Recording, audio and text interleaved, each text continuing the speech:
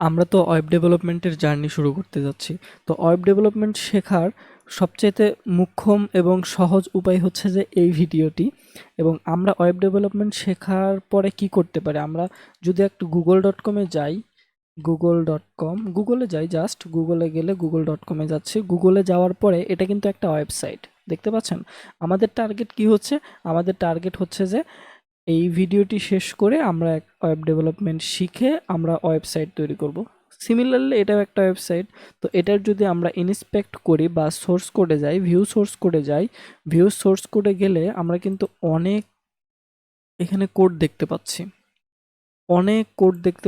অনেক লেখা দেখতে পাচ্ছি। তো এই লেখা আমরা তো আমাদেরও তো এই লেখা এই ধরনের লেখাই লিখতে হবে। তো এই ধরনের লেখা লেখার জন্য আমাদের তো খাতা কলমের প্রয়োজন। খাতা কলম না থাকলে আমরা কি করব? কম্পিউটারে তো আর খাতা কলম দিয়ে লিখবো না। কম্পিউটারে কি করব? কম্পিউটারে ওই ধরনের এনভায়রনমেন্ট তৈরি করব খাতা কলমের মতো, যেখানে আমরা লিখবো। সেটা হচ্ছে যে এনভায়রনমেন্ট সেটআপ। তো এনভায়রনমেন্ট সেটআপ করার জন্য আমরা বিভিন্ন ধরনের সফটওয়্যার ইউজ করতে পারি। তার ভেতরে সবচাইতে পপুলার এবং ফ্রি সফটওয়্যারটি হচ্ছে যে ভিজুয়াল স্টুডিও কোড, যেটা মাইক্রোসফট বানাইছে, মাইক্রোসফট কোম্পানি। তো ভিজুয়াল স্টুডিও কোড ডাউনলোড করার জন্য আমরা গুগলে যে সার্চ করব, গুগলে গিয়ে সার্চ করব VS code, just VS code লিখে সার্চ করব। ভিএস কোড লিখে সার্চ করার পরে আমরা যদি এইটাতে ওয়েবসাইটে যাই, ওয়েবসাইটে গিয়ে যদি এখানে ডাউনলোড ফর উইন্ডোজ, আমার উইন্ডোজ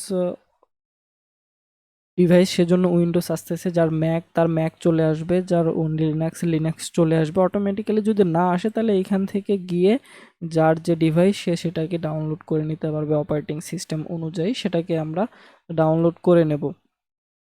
তো অপারেটিং সিস্টেম হিসেবে ডাউনলোড করে নেওয়ার পর এখানে জাস্ট ক্লিক করলে ডাউনলোড হবে। ডাউনলোড এখানে ক্লিক করলে অটোমেটিক্যালি ডাউনলোড হওয়ার কথা এখানে আসে।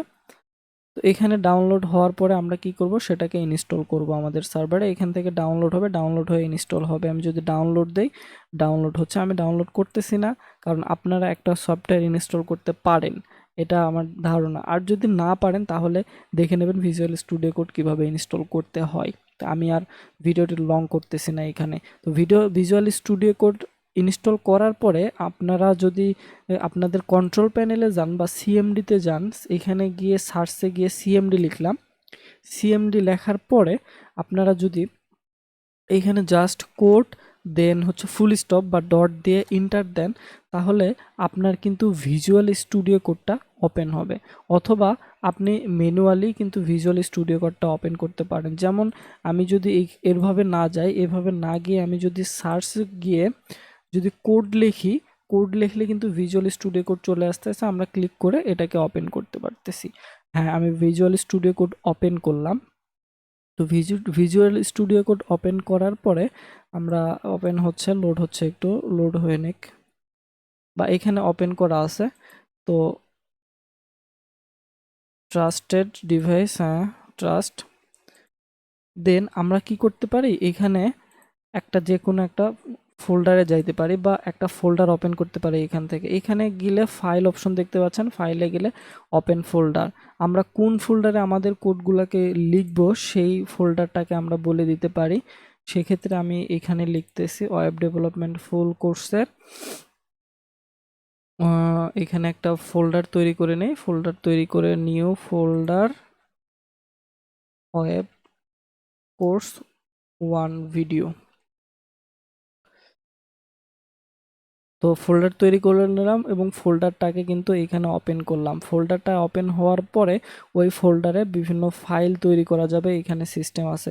তো ফাইল তৈরি করার সবচাইতে মানে হচ্ছে যে একদম ন্যূনতম ফাইল বা ইনিশিয়াল ফাইলটাকে আমরা index.html ফাইল দ্বারা তৈরি করি। এইচটিএমএল কি, ইন্ডেক্স কি, এইসব এখন জানার দরকার নেই। আমরা জাস্ট এনভায়রনমেন্ট সেট আপ করার স্বার্থে করতেছি। এবং এইখানে যদি আমরা হাবিজাবি লিখি যে দ্য